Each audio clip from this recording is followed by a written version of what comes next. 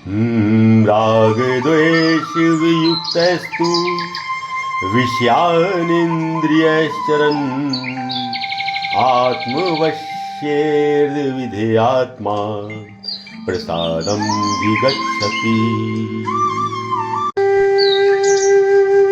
ये श्लोक दूसरे अध्याय का 64वां श्लोक 63वें श्लोक का पूरक श्लोक है। 63वें श्लोक में योगेश्वर ने बताया था कि क्रोध से मूढ़ भाव उत्पन्न होता है। मूढ़ भाव स्मृति में भ्रम उत्पन्न कर देता है और इस स्मृति में भ्रम के कारण बुद्धि का नाश हो जाता है और बुद्धि के नाश हो जाने से आदमी अपनी स्थिति से गिर जाता है। इस 64वें श्लोक में केशव कहते हैं, अपने अधीन किए हुए अंतःकरण वाला साधक अपने वश में की हुई राग द्वेष से रहित इंद्रियों द्वारा विषयों में विचरण करता हुआ अंतःकरण की प्रसन्नता को प्राप्त होता है।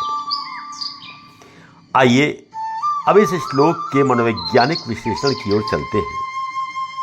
इस श्लोक की अंतिम पंक्ति है अंतःकरण की प्रसन्नता की प्राप्ति।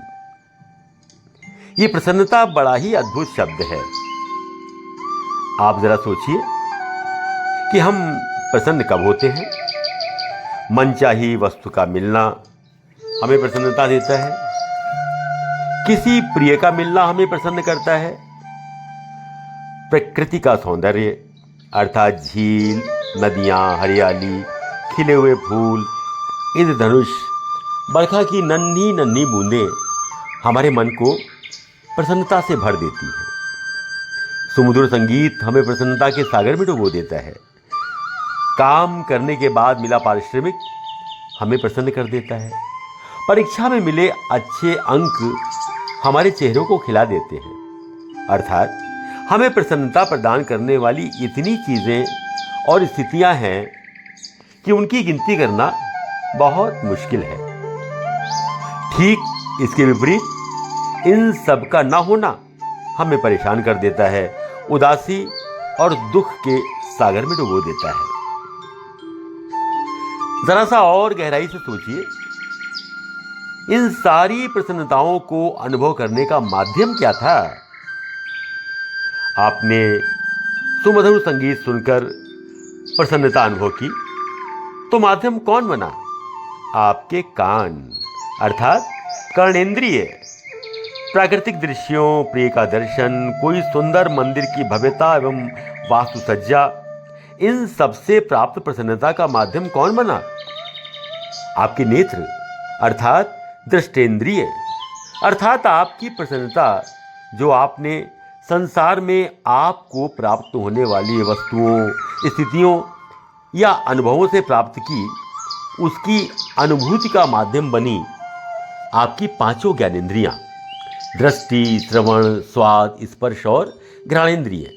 और इन सबको प्राप्त करने में सहायता की हमारी कर्मेंद्रियों ने अर्थात हाथ, पैर, मुख, गुदा और जनेंद्रिय ने। प्रसन्नता का विश्लेषण अभी यहीं पर समाप्त नहीं हो रहा है। प्रसन्नता, उसकी अनुभूति के माध्यम और प्रसन्नता प्राप्त करने वाली वस्तुएं या स्थितियां, इन स्वाभाविक त्रिकोण के अतिरिक्त एक स्थिति और भी तो है। जरा सोचिए कि इस त्रिकोण के होते हुए भी कभी कभी आप प्रसन्न नहीं होते। अत्यंत सुमधुर संगीत चल रहा है किंतु आपको वो प्रसन्नता नहीं दे रहा है। 2 बरस के बाद आपका बेटा घर आया किंतु आपने उसका केवल औपचारिक मुस्कान के साथ स्वागत किया। आपकी सुंदर गर्लफ्रेंड जिसके मिलते ही आपकी बाँछें खिल जाया करती थी, उसके आने पर भी आपका मन प्रफुल्लित नहीं हुआ। अब यहाँ त्रिकोण के दोनों कोण मौजूद हैं, प्रसन्नता देने वाली वस्तु या स्थिति और आपकी स्वस्थ सक्रिय ज्ञानेंद्रियां। किंतु तीसरा कोण अर्थात प्रसन्नता का आप अनुभव ही नहीं कर पा रहे हैं। उस अनुभूति से आप बहुत दूर हैं। ऐसी स्थिति में कोई आपसे पूछे तो आप यही कहते हैं, यार मन नहीं लग रहा है, आज ये सब कुछ अच्छा नहीं लग रहा है। जरा और गहराई से विचार कीजिए, क्यों मन नहीं लग रहा, क्यों ये सब कुछ अच्छा नहीं लग रहा। इसके पीछे तमाम कारण हो सकते हैं। उदाहरण के लिए, सुबह ही आपके अत्यंत प्रिय मित्र के निधन का समाचार आपको मिला और आपके मन पर विषाद छा गया। ऐसे में बेटे के आने के बाद भी आपको कोई विशेष प्रसन्नता नहीं हुई। आपने दोपहर में ही घर पर सुस्वादु भोजन कर लिया था और कुछ ज्यादा ही कर लिया था। फिर शाम को किसी 5 स्टार में जाने पर भी वहां का वो डिनर जिसे आप सामान्य अवस्था में बेहद एंजॉय करते, उसे बस आपने औपचारिकतावश चख कर ही छोड़ दिया। आप किसी सुंदर प्राकृतिक स्थल पर पहुंच तो गए, किंतु आपकी प्रिय पत्नी आपके साथ नहीं है, तो वहां के फूलों के सौंदर्य को बस आपने देखकर भी अनदेखा कर दिया। अर्थात यदि आपका मन अर्थात अंतःकरण आपकी ज्ञानेंद्रियों के द्वारा प्राप्त अनुभूतियों को ग्रहण करने को तैयार नहीं है, तो आपको प्रसन्नता नहीं होगी, या होगी भी तो बस नाम मात्र की। अतः अंतःकरण या सामान्य शब्दों में मन सर्वाधिक शक्तिशाली तत्व है, ये बात समझ में आ गई। शायद तभी ये कहावत गढ़ी गई होगी कि मन चंगा तो कटौती में गंगा। किंतु यह समीकरण भी इतना पूर्ण नहीं है। यहां एक और नियम काम करता है।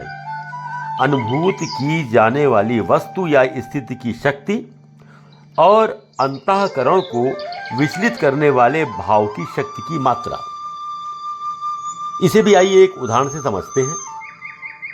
मान लीजिए कि वही आपके प्रिय मित्र के निधन वाली सूचना से आपके मन पर छाए विषाद के कारण आपको कुछ अच्छा नहीं लग रहा है। आपके चेतन मन पर उदासी, दुख और सूनापन छाया हुआ है। तब आपके किसी साथी ने आपकी मनःस्थिति को समझते हुए कहा, यार उठो, यहाँ से कहीं चलते हैं, थोड़ा सा मन बदल जाएगा। और वो आपको एक संगीत कार्यक्रम में लगभग जबरदस्ती ही ले गया। आप अनमने मन से गए, हाल में बैठे, लेकिन आधे घंटे तक वहां एक के बाद एक मंच पर आने वाली प्रस्तुतियों ने आपको जरा भी प्रभावित नहीं किया। और आधे घंटे बाद आपने साथी से कहा, यार चलो बाहर चलते हैं, मजा नहीं आ रहा है। साथी बोला, ठीक है, अब टिकट लिया है तो कुछ देर तो बैठते हैं। आपने कहा, नहीं भाई अब चलो। वो बोला, अच्छा ठीक है, पहले बाहर चलकर के कैंटीन में चाय पीते हैं, मन हो रहा है, फिर जैसा तू चाहे। आप दोनों बाहर आए, कैंटीन में पहुंचे, चाय पी। साथी बोला, बस 5 मिनट और देख ले, फिर चलेंगे। आप मजबूरी में जैसे खींचते हुए से उसके साथ फिर हाल में पहुंच गए।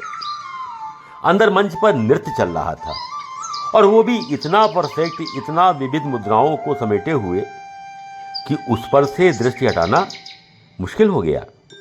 आप बैठ गए और 2 ही मिनट में इधर आपकी दृष्टि उस नृत्य और नृत्यांगना पर अपलक टिकी रही, और उधर आपके मन पर छाया वो विषाद जाने कहां गायब हो गया।